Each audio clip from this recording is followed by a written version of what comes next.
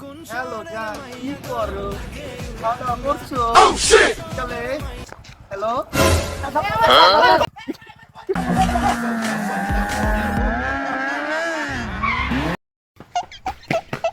কি ব্যাপার ভাই, আপনি আমার ফোন নিয়ে যাচ্ছেন কা? ফোনের ভিতরে আমার জান আছে, আপনি জানেন না?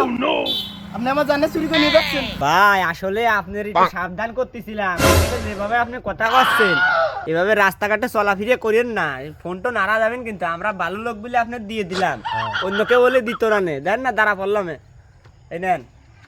অনেক ধন্যবাদ ভাই, অনেক ধন্যবাদ। আমার জানকে ফেরত দেওয়ার জন্য। আমার ফোনের ভিতরে আমার জান আছে, অনেক ধন্যবাদ। অনেক ধন্যবাদ।